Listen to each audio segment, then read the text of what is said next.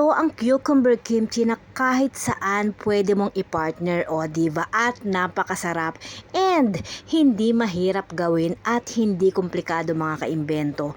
Una, hiwain lang natin sa dalawa ang ating mga pipino and tanggalin natin yung gitna para hindi matubig ang ating gagawing kimchi. Kagaya niyan mga kaimbento. And pag natanggal na natin ang gitna, hatiin naman natin ito sa apat. Easy lang gawin ito mga kaimbento. Hindi nyo na kailangan pang pumunta sa supermarket para bumili.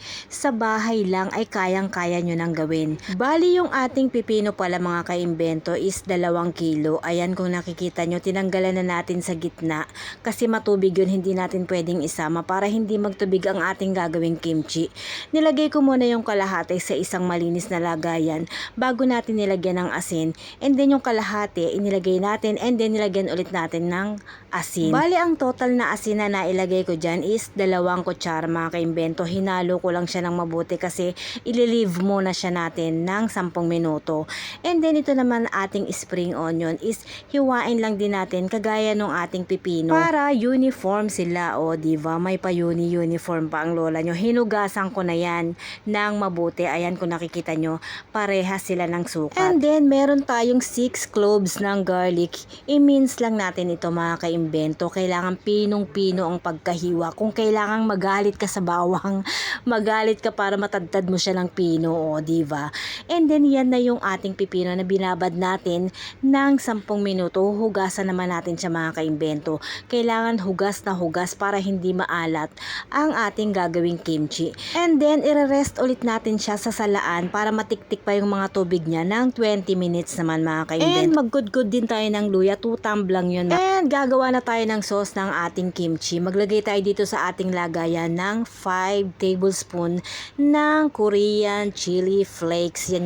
And maglalagay din tayo ng 6 na kutsara ng ating patis.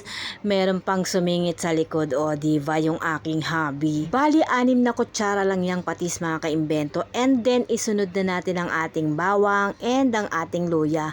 And maglagay rin tayo ng 2 kutsara ng white sugar. Kung walang white sugar, kahit yung brown sugar is pwede naman. And then i-mix natin ito ng mabuti. Kailangan mix na mix yan mga kaimbento para even yung lasa. Ayan na yung natiktikan na ating cucumber. Ayan yung tubig, di ba? Ang dami. Kaya kailangan patiktikin natin talaga siya para naman hindi masama yung mga tubig. And then isali natin sa isang malinis na lagayan ang ating napatiktikan cucumber. And then ihalo na natin yung ating ginawang sauce. O di ba, ang daldal ng lola nyo. And then i-mix natin to ng mabuti pero dahan-dahan lang. I-mix ng mabuti pero dahan-dahan lang para hindi naman masira ang ating mga pipino. Saktong-sakto ang lasa nito mga kaimbento. Lahat ng panimpla, yun lang sukat na yun ang gawin nyo, is talaga namang napakasarap, napakalinamnam. And then isunod na nating ilagay itong ating spring onion. Muntik pa malimutan. Pag nailagay na natin ng spring onion, kailangan talaga mahinay lang ang paghalo dyan mga kaimbento kasi baka ma-dislocate ang ating mga spring onion. Papangit yung itsura niya. Kailangan ganyan pa talaga siya. Mahaba tapos crunchy, o diva.